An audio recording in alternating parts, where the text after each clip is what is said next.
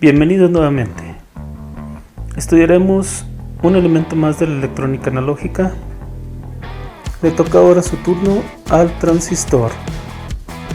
El transistor es un elemento muy importante en la evolución de la electrónica, tanto que marca un parteaguas.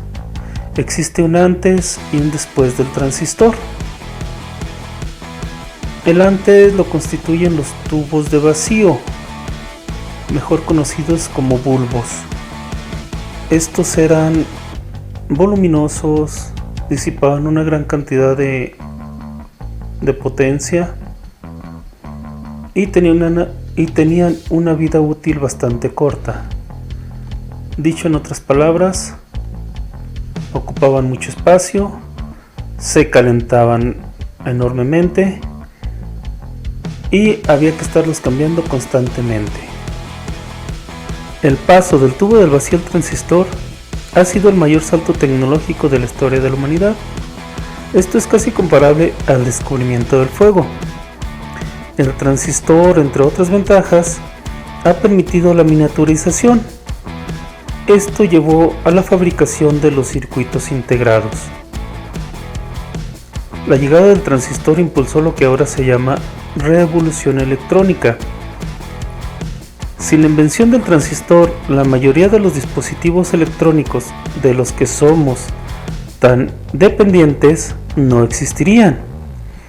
Las maravillas tecnológicas de la era moderna se basan en el transistor.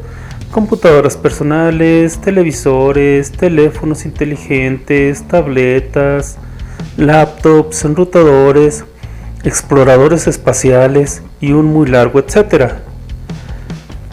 Imagínense un día cualquiera de la vida de una persona adulta. Se levanta tras despertar su alarma, desayuna, se desplaza a su trabajo, ya sea en su propio vehículo o en transporte público. Si trabaja en una oficina, es casi seguro que en su puesto de trabajo habrá una computadora que utiliza a diario. Vuelve a su casa, realiza tareas domésticas, como rellenar el refri o poner una lavadora, cocina. Con algo de fortuna, dedica a algo de su tiempo al ocio, viendo televisión, escuchando la radio o viendo alguna película. A lo largo de la jornada habrá hablado varias veces por teléfono. Prácticamente la totalidad de los instrumentos que ha debido utilizar a lo largo de su jornada tienen una cosa en común. Su funcionamiento depende de un dispositivo construido con ellos, que es el transistor. Con esto nos damos una idea de la importancia del transistor en la evolución de la electrónica. Ha sido tan fuerte y tan importante su impacto que en nuestros días es muy difícil imaginarnos un área donde no se encuentre inmerso este elemento. De ahí su importancia de estudiarlo.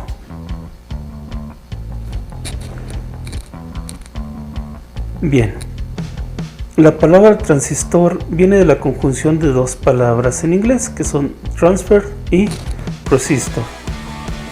Transfer resistor, traducido al español, significa resistor o resistencia de transferencia. Este es un dispositivo semiconductor que es capaz de tomar una señal eléctrica a la entrada y entregar esa misma señal amplificada. Y no solo funciona como amplificador, también trabaja muy bien como conmutador, oscilador o rectificador de la misma señal. Como ya vimos anteriormente, pues este dispositivo se encuentra inmerso en infinidad de aparatos y de sistemas. ¿De dónde vienen los transistores? Bueno, pues de la necesidad de controlar el flujo de la corriente eléctrica. Aquí podemos ver algunos dispositivos ya encapsulados y pues lo encontramos en estas formas diferentes. Todos tienen en común pues que son 3 terminales. ¿Por qué 3 terminales? Bueno, primero, Existen dos tipos de transistores, el transistor de unión y el transistor de efecto de campo. El primero que vamos a ver es el transistor de unión. Aquí lo estamos viendo como BJT, que significa en inglés Bipolar Junction Transistor, o en español pues transistor bipolar de unión. Este está construido sobre una unión PN. A esa unión PN le agregamos otro elemento N y entonces obtenemos un transistor NPN. Si a la unión PN le agregamos un elemento P, entonces obtendremos un transistor PNP. Los extremos, cada una de las terminales tiene su nombre. Los extremos, uno se llama colector y el otro se llama emisor, y el del centro se llama base. Y eso vale para los dos tipos de transistores. En el PNP también tiene su colector, su emisor y su base. Aquí abajo de cada tipo de transistor tenemos su símbolo. La diferencia entre los dos símbolos es la flechita del emisor. Esta nos indica el sentido de la corriente a través del transistor. Siempre se pretende que haya un flujo de corriente entre colector y emisor. En el caso del NPN, el flujo va de colector a emisor, y en el caso del PNP va del emisor al colector. La cantidad de la corriente que fluye entre colector y emisor se controla por una corriente en la base. Esta corriente de base en el transistor NPN entra de la base al transistor, y en el PNP la corriente sale del transistor hacia la base.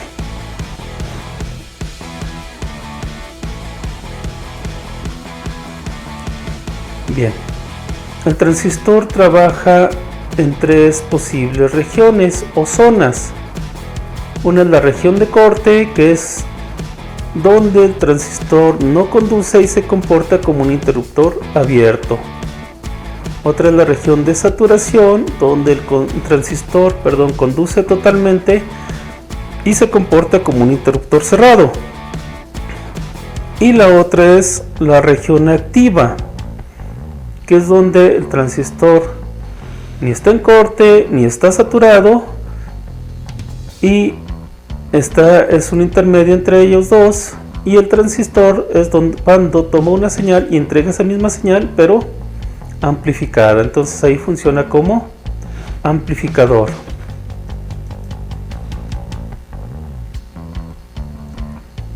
En el corte, bueno, pues la corriente de base o el voltaje que se aplica a la base es tan pequeño que no logra hacer que éste conduzca, no logra hacer que haya un flujo de corriente entre el colector y el emisor, y es cuando se comporta como interruptor abierto.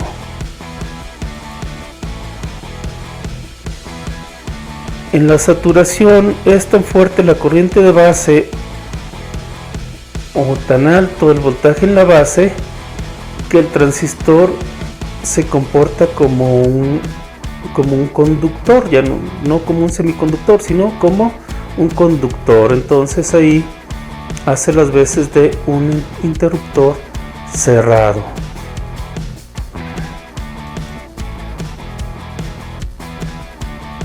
Y bien, en la región activa, que es donde se utilizan más las cualidades de este dispositivo, es cuando el transistor toma una señal, y entrega otra igual pero de mayor amplitud. Esto se controla, ya habíamos comentado, con la corriente de base. Algo que no había comentado es que la corriente de colector normalmente es del orden de los miliamperes, mientras que la corriente en la base es del orden de los microamperes, o sea, 1000 veces más pequeña, algo así. ¿Qué es la polarización? La polarización es la aplicación de voltaje en corriente directa necesaria y suficiente para que el transistor trabaje en las regiones para las cuales nosotros lo hayamos diseñado. Aquí en estos dos casos vamos a ver solamente corte y saturación. No vamos a llegar a verlo como amplificador. Habíamos dicho que para que el transistor conduzca, pues es necesario aplicar una corriente a la base. Esa corriente se va a obtener a través de esta resistencia conectándola al voltaje que se llama VCC, que también se le conoce como voltaje de polarización. Además, entre el voltaje de polarización y el colector tenemos conectado en serie un foquito que para nosotros será un LED y que hará las veces de resistencia. Entonces, ¿qué sucede? Cuando este interruptor, este switch, está desconectado, pues a la base no le llega absolutamente nada de voltaje ni de corriente. Allí el transistor se mantiene en corte. El LED que se está usando como indicador se mantendrá apagado. Al cerrar este interruptor, al presionarlo y que haga contacto con las terminales, entonces por aquí también habrá una corriente limitada por la resistencia de base. Esto va a hacer que el transistor conduzca, por lo tanto por aquí se va a establecer una corriente entre el colector y el emisor. Esto nosotros lo vamos a ver porque debe de encender este LED o este foquito. ¿Sale? Acá el transistor PNP es exactamente el mismo funcionamiento, solo que habíamos comentado que en el NPN la corriente va de colector a emisor y en el PNP va de emisor a colector. Entonces, como es PNP, bueno, pues cambia su forma de conectarlo. Sin embargo, el funcionamiento pues es similar al NPN. Cuando no conectamos este interruptor, cuando no lo presionamos, entonces la base se encuentra aislada y no hay forma de que salga corriente a través de ella. ¿Hasta cuándo? Pues hasta que presionamos este botón, se cierra el circuito y hay corriente de aquí hacia tierra. Entonces es cuando este voltaje de polarización baja por el emisor, sale por el colector, pasa a través del indicador y llega a tierra. Entonces es cuando el indicador debe encender. Esta parte la vamos a simular en el software que ya hemos utilizado otras veces para este efecto. Espero que hasta aquí vayamos bien. Aquí tenemos los dos circuitos, uno con el transistor NPN y otro con el transistor PNP. Tenemos una batería de 12 volts polarizando el circuito. A la base tenemos de cada transistor tenemos una resistencia de 10 kilo ohms. Tenemos el LED que nos servirá de indicador y tenemos un botón de empuje o un botón tipo push, que es el que nos ayudará a polarizar a que nos llegue la corriente a la base y que el transistor conduzca, y si es el caso de que conduce, entonces el indicador, que es el LED, encienda. Damos play a nuestro circuito. Aquí este es de otro circuito que tenemos más adelante, es un osciloscopio. Entonces ya tenemos encendido nuestro circuito, ya le dimos play, presionamos el botón y vemos que efectivamente enciende el LED. Eso nos indica que el transistor se puso en saturación. Ahí está en corte porque no le llega nada de corriente a la base, y ahí está saturado y se comporta como un interruptor cerrado y el LED enciende.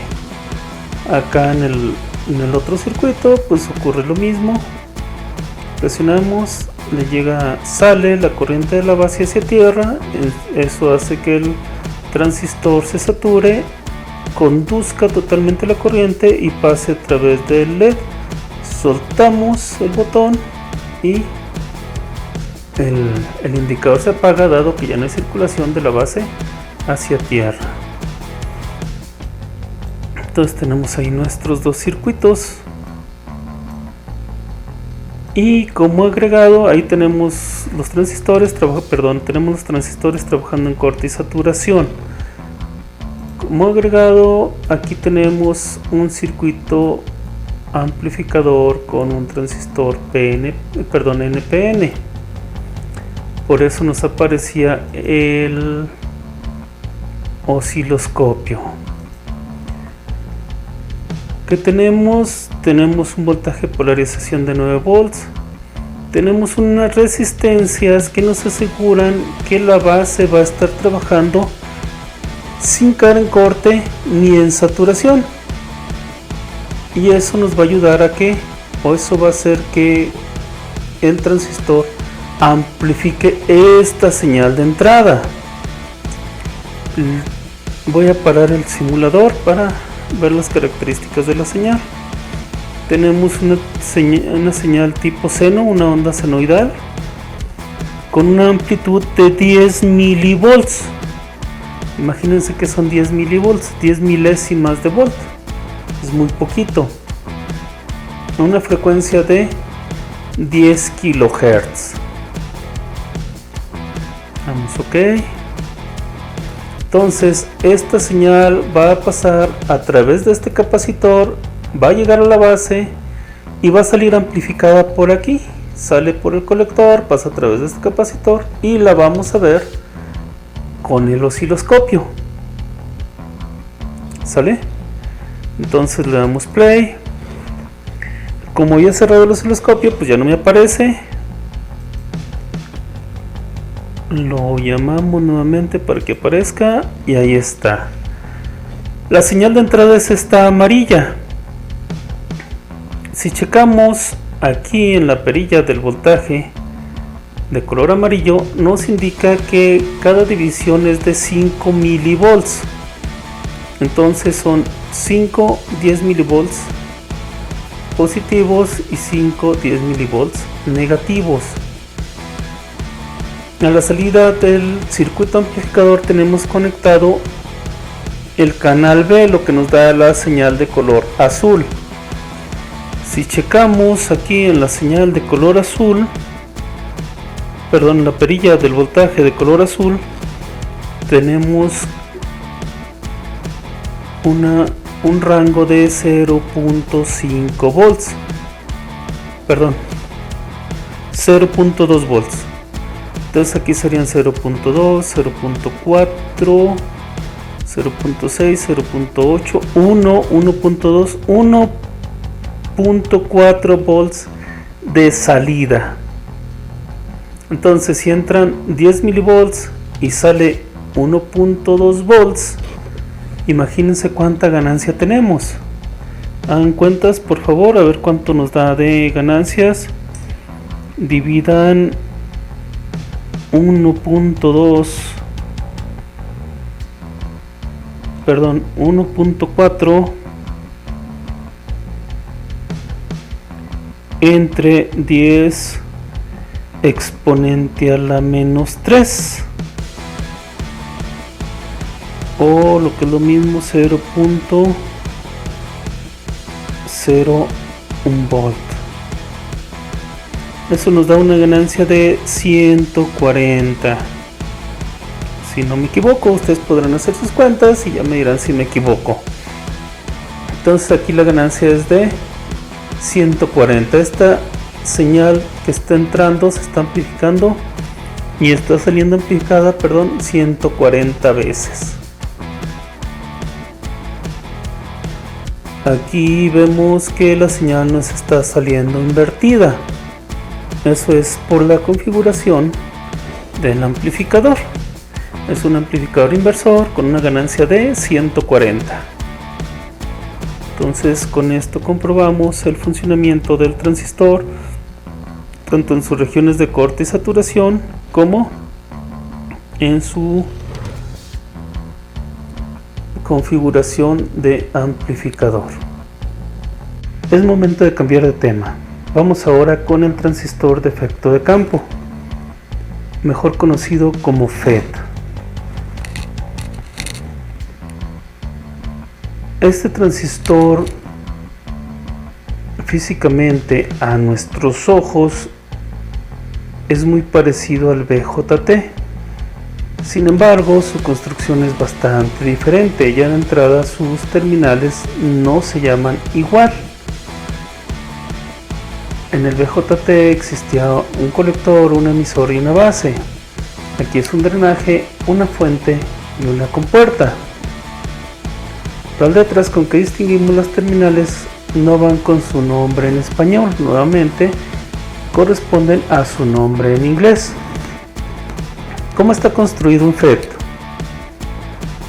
Primero, este consta de una barra que se le llama canal, que puede ser de material N o material P, y parte de su longitud está rodeada con un collar del material complementario al canal. Me explico. Si el canal es de material N, el otro material que lo rodea es P, o viceversa. Si el canal es P, el material que lo rodea es N.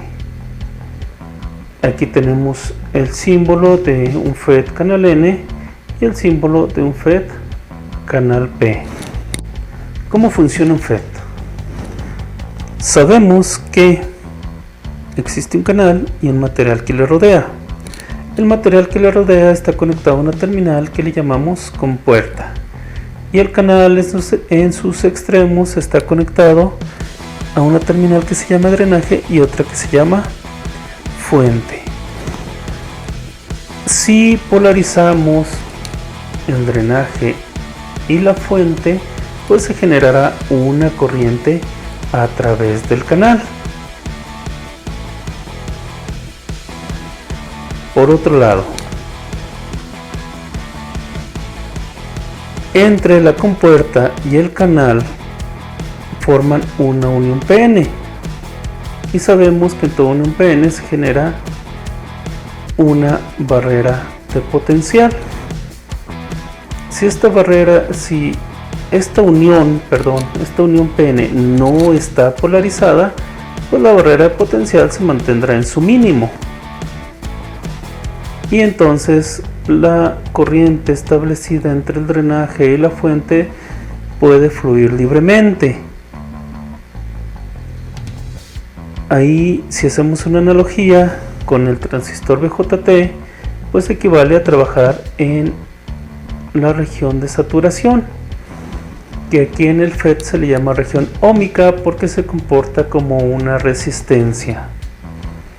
El otro extremo sería aplicar una polarización inversa a la compuerta tan grande que la barrera potencial crezca tanto hacia adentro del canal que obstruya toda la corriente que fluye. En otras palabras, que deje sin flujo de corriente el canal. Sería equivalente a la región de corte. Ahí el FET no conduce. ¿Cómo controlamos la conducción? Pues a través del canal. Creo que ya lo entendimos. Es controlando el voltaje de polarización inversa entre la compuerta y el canal. De esta manera hacemos que la barrera potencial se ensanche o se adelgace, como si fuera una compuerta que está controlando la salida de agua de una presa o de un río. Es algo parecido. Si les parece, ahora vamos a la simulación de este dispositivo. Aquí tenemos dos circuitos muy similares o muy parecidos a los que habíamos visto con transistor BJT.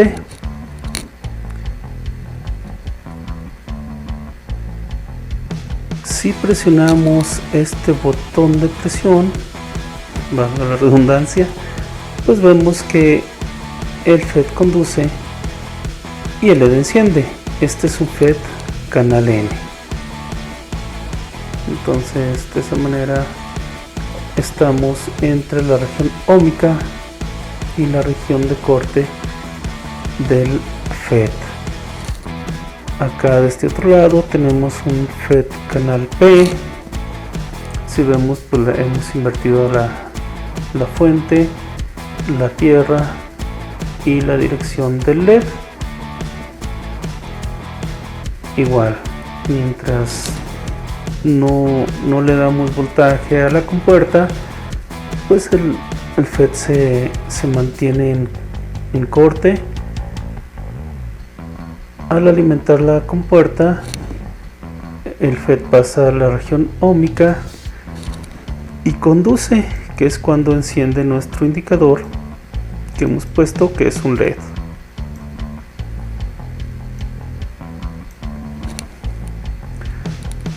Acá tenemos también un circuito amplificador con FET con una ganancia mucho menor que el BJT, sin embargo, bueno, pues sigue siendo un amplificador.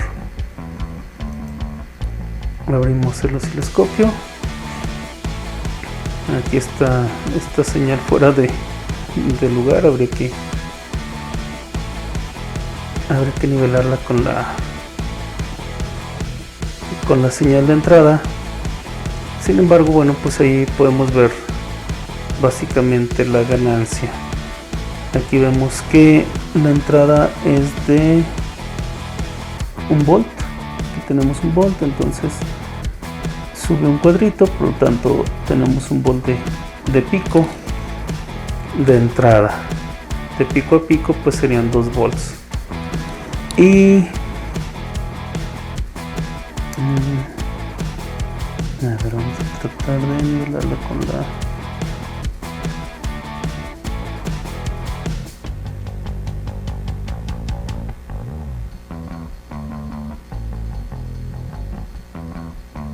No me ayuda mucho el pulso, pero bueno, ahí está en el 0.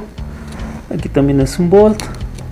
Entonces sería 1, 2, aproximadamente 2.3, más o menos por ahí. No creo que llegue al 2.5. Entonces la ganancia sería de 2 y fracción. Y ahí estamos viendo al transistor como amplifica, al FET, perdón. Pues sí, es un transistor. El transistor de efecto de campo como amplificador. Con esto terminamos nuestro estudio sobre el transistor, tanto el BJT como el FET. Hasta luego.